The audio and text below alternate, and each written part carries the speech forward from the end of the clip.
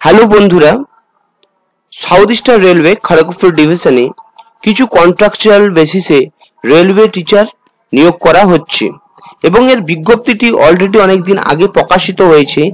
22/4/2025 থেকে বিজ্ঞপ্তিটি কিন্তু প্রকাশ হয়েছে, কিন্তু আমার একটু অবহেলা বা অসচেতনতার জন্য কিন্তু আমি ভিডিওটি বানাতে পারিনি বা আপডেটটি দিতে পারিনি। তার জন্য আমি প্রথমেই ক্ষমা চেয়ে নিচ্ছি। এই যে সম্পূর্ণ যে এই যে টিচার নিয়োগটি, এটা কিন্তু ওয়াক ইন ইন্টারভিউর মাধ্যমে কিন্তু রিক্রুটমেন্ট করা হবে, মানে কোনো এক্সাম দেওয়ার প্রয়োজন নেই। ওয়াক ইন ইন্টারভিউতে সিলেক্টেড হবেন এবং এই যে সিলেক্টেড যে হচ্ছেন, এটা কিন্তু সম্পূর্ণ কন্ট্রাকচুয়াল বেসিস, যেটা 200 ওয়ার্কিং ডেজ এর মধ্যে থাকবে বা পিরিয়ডের মধ্যে থাকবে, মানে 200 দিন আপনারা পড়াতে পারবেন। তো এরপর আমরা এখানে যে কোন কোন পোস্টের জন্য ভ্যাকেন্সিটি করা হয়েছে বা ভ্যাকেন্সিটি বের করা হয়েছে সেটা আমরা দেখে নেব। এখানে দেখুন যে পিজিটি বা পোস্ট গ্রাজুয়েট টিচারের জন্য টোটাল আপনার 9টি ভ্যাকেন্সি আছে, 9টি ভ্যাকেন্সি, এবং এর যে ইন্টারভিউ ডেট 22/5/2025, মানে 22 মে 2025 পিজিটি টিচারের জন্য ইন্টারভিউ হবে। কখন না সকাল 8টার মধ্যে পৌঁছে যেতে হবে। কোন অ্যাড্রেসে না, এই যে অ্যাড্রেসটি লেখা আছে BNREA senior wings KGP near Durga মন্দির গোলবাজার। এই অ্যাড্রেসে আপনাকে 22/5/2025 সকাল 8টার মধ্যে পৌঁছে যেতে হবে। তো কোন কোন সাবজেক্টগুলো ইন্টারভিউ আছে? পলিটিক্যাল সায়েন্সে একটি ভ্যাকেন্সি আছে, একটি ভ্যাকেন্সি। পিজিটি ইংলিশে আছে 2টি, পিজিটি ম্যাথামেটিক্স আছে 2টি, পিজিটি কেমিস্ট্রিতে 2টি আছে, পিজিটি ইকোনমিক্সে 1টি এবং পিজিটি কমার্সে 1টি। এগুলো কিন্তু সবগুলো কিন্তু পিজিটি টিচারের জন্য। এরপরে যেটা আছে সেটা হচ্ছে টিজিটি টিচার। টিজিটি টিচারের টোটাল ভ্যাকেন্সি কতগুলো আছে একটু দেখে নিই। টিজিটি টিচারের ভ্যাকেন্সি আছে পিওর সায়েন্সে 1টি, আর্টসে 1টি, ম্যাথামেটিক্সে 1টি, হিন্দিতে 1টি। টোটাল আছে এখানে ম্যাথামেটিক্সে 2টি আছে, টোটাল আছে 5টি, এবং পিআরটি বা প্রাইমারি টিচারের জন্য 1টি আছে, এখানে টোটাল 1টি। তাহলে এর যে ইন্টারভিউ ডেট গুলো, মানে যে টিজিটি টিচার আর প্রাইমারি টিচার ইন্টারভিউ ডেট একদিনই হবে, 23/5/2025, এবং সকাল 8টার মধ্যে পৌঁছতে হবে, এবং ইন্টারভিউর ভেন্যুটা সেম ভেন্যু বা সেম লোকেশন। তো তাহলে বুঝাতে পারলাম, পিজিটিটি 22 মে আর টিজিটি পিআরটিটি 23 মেতে ইন্টারভিউটি হবে। এবার আমি যেটা বলছি যে আপনাদের কিন্তু আজকে 15/5/2025, হাতে বেশি সময় নেই। আপনারা যত তাড়াতাড়ি সম্ভব অ্যাপ্লিকেশনটা ফিল আপ করবেন বা বিজ্ঞপ্তিটি প্রকাশ করে ফিল আপের জন্য প্রিপেয়ার হবেন। এবং এটি কিন্তু সম্পূর্ণ কিন্তু কন্ট্রাকচুয়াল এবং অফলাইনে ফর্মটি ফিল আপ করা হবে বা অ্যাপ্লিকেশনটি করা হবে। এবার আমরা দেখে নেব যে স্যালারি স্কেল কেমন আছে। পিজিটি টিচারের জন্য আছে প্রতি মাসে 27,500, টিজিটি টিচারের জন্য আছে 26,250 এবং প্রাইমারি টিচারের জন্য আছে 21,250। এই ছিল আমাদের স্যালারি স্কেল। এরপর দেখবো আমাদের এজ লিমিট, 18 থেকে 65 বছরের এজ লিমিট থাকতে হবে। এবং আমরা যে এখানে পিজিটি টিচার বলুন বা টিজিটি টিচার বলুন, এদের এডুকেশনাল কোয়ালিফিকেশন কি আছে সেটা দেখবো। তো প্রথমে আমরা দেখবো পিজিটি টিচারের এডুকেশনাল কোয়ালিফিকেশন কি আছে।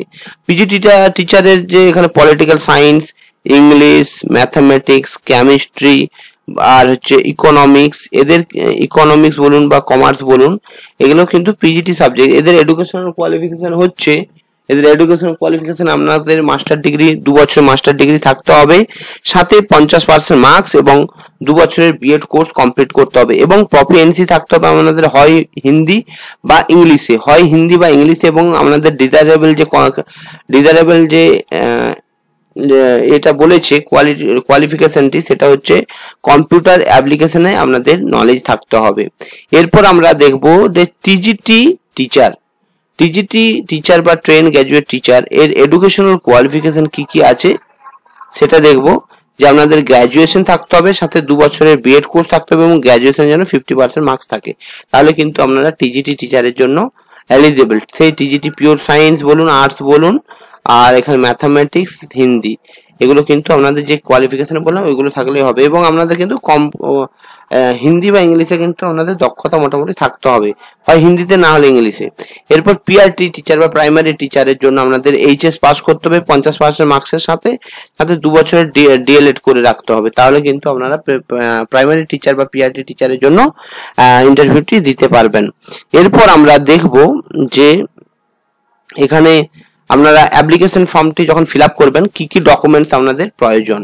তো ফিল আপ করার জন্য আপনাদের যখন অ্যাপ্লিকেশন ফর্মটি ফিল আপ করবেন তার সাথে date of birth proof, community certificate বা residential certificate, educational qualification certificate, এবং এক্সপিরিয়েন্স যদি কোনো স্কুলে পড়িয়ে থাকেন তাহলে তার সার্টিফিকেট, এবং যে কোনো আইডেন্টি প্রুফ হিসেবে আধার কার্ড বলুন, প্যান কার্ড বলুন, পাসপোর্ট, ভোটার আইডি কার্ড, এছাড়াও আছে ক্যারেক্টার সার্টিফিকেট, এনওসি এবং 2টো রিসেন্ট পাসপোর্ট সাইজ ফটো। এগুলো কিন্তু আপনার অ্যাপ্লিকেশন করার জন্য লাগবেই যখন আপনি অ্যাপ্লিকেশন ফর্মটি ফিল আপ করবেন, তার সাথে এগুলো সাবমিট করতে হবে সেলফ অ্যাটেস্টেড করে।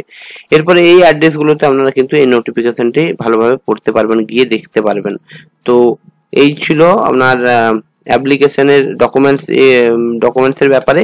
এরপর আমরা যাব যে অ্যাপ্লিকেশন ফর্মটি কেমন বা কিভাবে ফিল আপ করবো।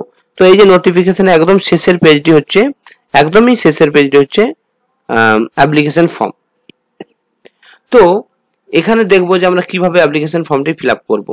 অ্যাপ্লিকেশন ফর্মে এখানে দেখুন আপনারা প্রথমে application for the post of, কোন পোস্টের জন্য অ্যাপ্লাই করবেন, কোন পোস্টের জন্য, যেমন পিজিটির যে সাবজেক্টগুলো আছে বা টিজিটির সাবজেক্টগুলো আছে সেগুলো লিখবেন পিজিটি ড্যাশ, মানে সেই সাবজেক্টটা আপনারা লিখে দেবেন। এরপর আপনাদের অ্যাপ্লিকেশন মানে নিজের নাম, নেম অফ দ্য অ্যাপ্লিকেশন মানে নিজের নাম, বাবার নাম, মায়ের নাম, আপনার যদি স্বামী বা স্ত্রীর নাম, এছাড়াও ডেট অফ বার্থ, এছাড়াও আপনার যদি প্রফেশনাল বা টেকনিক্যাল কোনো কোয়ালিফিকেশন থাকে তাহলে এখানে লিখবেন। সাথে আপনার এখানে একটি passport colour passport size photo self attested করে কিন্তু চিপকাবেন এখানে আঠা দিয়ে। এরপরে আপনাদের এডুকেশনাল যে কোয়ালিফিকেশন সেগুলো কিন্তু কিন্তু আপনাদেরকে দিতে হবে। তো এবার দেখে নি কিভাবে ফিল আপ করবো এডুকেশনাল কোয়ালিফিকেশন। এখানে আছে 10 পাসের আপনার কি বোর্ড, কোন সালে পাস করেছেন, কি কি সাবজেক্ট ছিল, কত মার্কসের পরীক্ষা হয়েছিল এবং কত নাম্বার পেয়েছে, এবং তার সাপেক্ষে সেটা পার্সেন্টেজ কেমন আছে সেগুলো আপনারা লিখবেন। এরপর এটা হচ্ছে 10-এর। এরপর আছে 12-এর সেম ভাবে ফিল আপ করবেন, গ্র্যাজুয়েশন পোস্ট গ্র্যাজুয়েশনও ফিল আপ করবেন, সাথে বিএড বা ডিএলএড যদি করা থাকে তার ডকুমেন্টস, সিটেট বা টেট পাস করলে থাকলে তার ডকুমেন্টস। এছাড়াও আমরা যদি কোনো টিচিং এক্সপিরিয়েন্স থেকে থাকে তাহলে সেটা কোন পিজিটি টিচারের জন্য করেছিলেন না টিজিটি টিচারের জন্য করেছিলেন সেটা দেখতে হবে, মানে সেটা এখানে লিখবেন।